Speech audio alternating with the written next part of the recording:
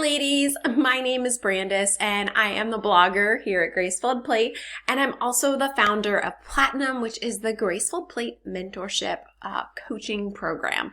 And I was just thinking about something that I really needed to share with y'all that I was sharing with my Platinum ladies.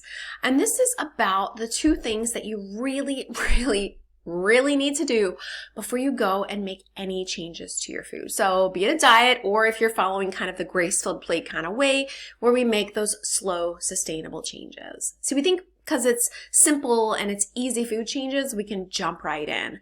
But unfortunately, if you are stuck in the diet mentality, even these little changes that you try to make unto the Lord can backfire because we have a way of turning them into even a diet. Even the simplest things like a Bible study or a house cleaning or like trying to drink more water can be something that gets plagued with all or nothing thinking. And the urgency to lose weight can keep us stuck as well. So that's a little preview into the two things that you really need to do before you change your nutrition. So if you don't, what's going to happen is that you're going to stay stuck and you're not going to know why. And you're going to feel like you are the problem. When in fact, it's just this old diet baggage that's keeping you stuck. So the first thing that we want to address before making changes in our food is going to be that all or nothing mindset. I talk about it a lot here, but it is a foundational first step into moving forward into food freedom. That all or nothing mindset could also be coined black or white thinking, and this is the idea that I'm going to do this diet perfectly, and when I make even just a hairline fracture mishap, I am going to throw it all completely over the edge and start fresh tomorrow. It's letting one little slip, one little unwanted bite, one little unexpected food choice, like I didn't plan on it, but it just happened, turn into a binge or just a slide that keeps us stuck for usually at least until the end of the day, but sometimes till the end of the week and sometimes until the end of the year. Noticing all or nothing thinking is an awesome first step, and I would suggest that you start there. Put away judgment, be a helpful observer in your own life where you see kind of that panic button that happens when you make an imperfect food choice.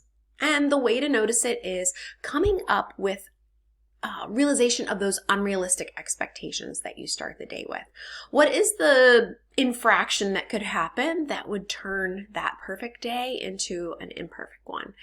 Is it one bite? Is it not eating your vegetables? Is it eating a meal past full? Is it eating a cookie? Whatever it may be, it's the thing that's going to cause the switch to flip where you turn from that part where you feel like Dr. Jekyll to Mr. Hyde. So notice it. How is this happening? The next thing that we're going to do, and the thing that I really have my Platinum ladies working on, is to redirect it. Okay, we have two paths that we can go down, right? Here's the bite that happens or the food that happens that you didn't want to do. You can either go down the old way, which is that all or nothing thinking that's going to lead to nothing, right? It very rarely ends at all, if it ever. Or you can let it go and embrace that, hey, food imperfections are going to happen and they actually don't matter. It's not this decision here that matters so much as it is my reaction to it. And if you let that one thing throw you off for hours, days, or even weeks, that is the reason that you're going to stay stuck. So that's the first thing we want to do before we go in to make any changes into what we're eating is notice and nix the all or nothing thinking. Because no matter how subtle it seems like it is, it's going to affect your choices in a really often dramatic or even goal quenching kind of way. So the second thing that we're going to want to do is really align our body image with the truth of God's word. I know that's really hard, isn't it? It's so hard to let go of this external stuff because we often think if I can just fix my body, then my body image will be okay. But ask anyone who has been up and down the scale, even when you reach that ethereal number, it doesn't fix everything. Because wherever you go, there you are, including all of that diet baggage and all of those like world-infused measurements of our self-worth. And until you align your body image with what God says about you, you're going to be hanging in the balance of what does the scale say that day? How did my clothes fit? How did I feel? How did I compare to the other women around me?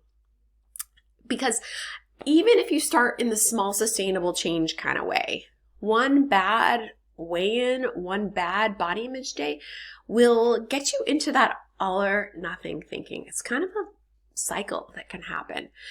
You feel the urgency to lose weight and to change things like now, right? You're freaking out over it. And then that starts the unrealistic expectations of tomorrow I'm going to eat perfectly. And then it cues the all or nothing thinking, which then starts the binge cycle again, which makes us feel really icky in our bodies and rinse and repeat. If you try to make food changes without addressing those two areas first, you're going to end up frustrated.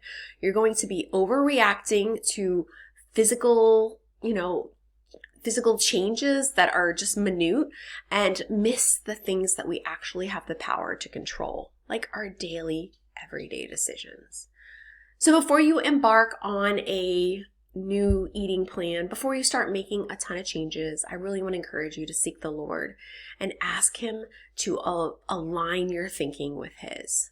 Let little infractions in your eating, let them go. I know it's really, really scary to let go of these two areas, but when we let those go, we can actually move on and make better choices moving forward. And we can just let our body image be held in His hands and trust Him with it. Then the panic about changing things is not going to sabotage our efforts that we're putting forward. And we can start to pay attention to our goals, our values, and start to make those small sustainable changes without letting those little diet mindset parts and pieces come in and keep you from making progress. So I hope that you found that helpful. If you're interested in learning more about my Platinum program, you can find out information in the post or the YouTube description below. Thank you so much, and I will see you next time. Bye.